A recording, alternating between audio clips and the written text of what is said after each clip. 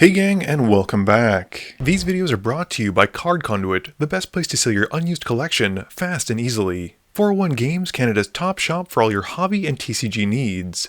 Dragon Shield, the strongest sleeves for your strongest decks. Moxfield, the easiest way to store and share your deck lists. And Foil Armor, flatten your foils fast. In today's game, Shane wins the die roll and starts us off. He draws, plays a forest, and lives the dream with a turn 1 Soul Ring.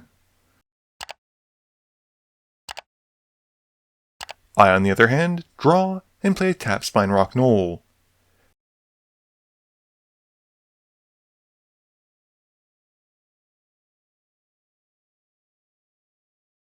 Etienne has a Forbidden Orchard for turn, and he taps it for a Soul Ring, and then taps the Soul Ring for Talisman of Hierarchy.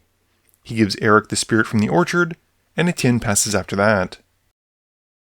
In a similar vein, Etienne played a bunch of ramp, whereas Eric plays a tap land like I did after Shane's turn, and we pass back to Shane. Shane's got a Plains, and he casts a Spirited Companion, passing after drawing. I play a Forest, and pay 2 for Guild Artisan.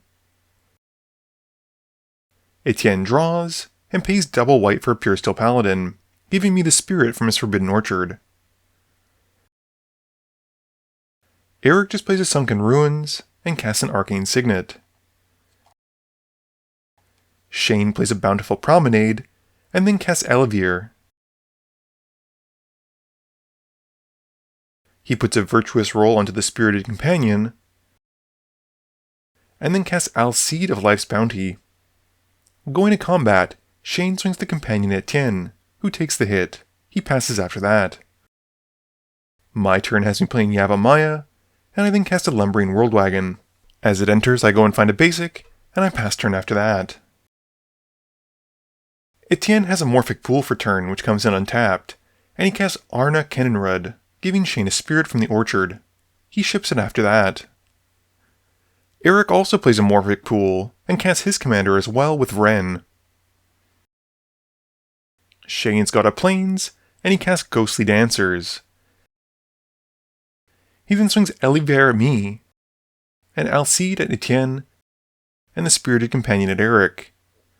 Shane puts a Virtuous Roll into Alseid, and gets a 3/1 flyer from the Ghostly Dancers.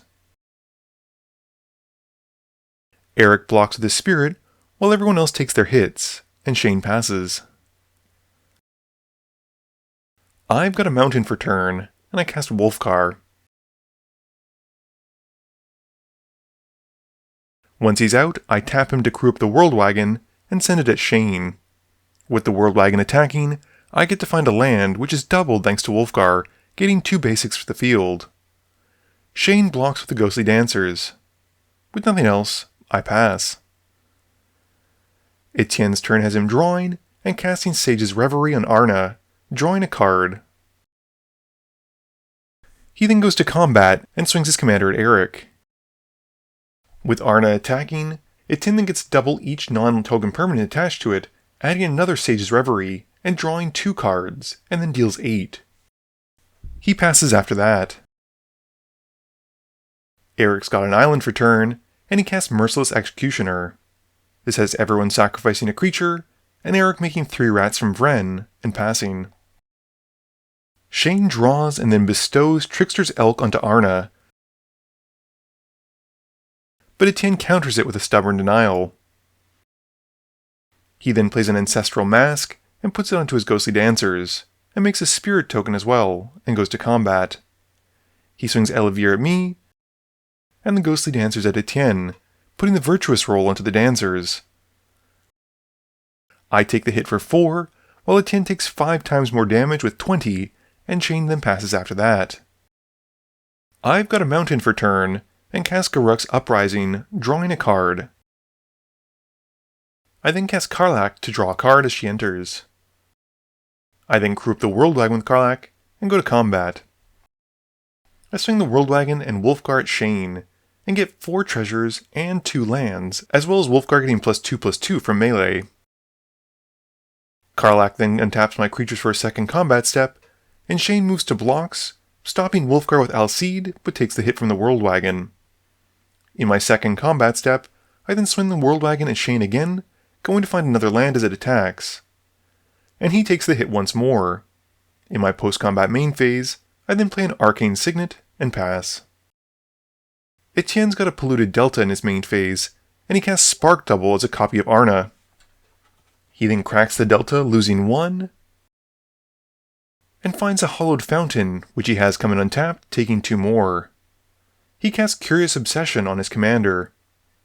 Going to combat, Etienne sends Arna at me, and copies all of his auras twice, and he gets to draw a bunch from Sage's Reverie. I am easily taken out from commander damage, and Etienne then draws 2 more cards from Curious Obsession, as well as gaining 35 life from Lifelink. He passes after that. Eric's got a Swamp, and casts Distant Melody, drawing 6 by naming rats.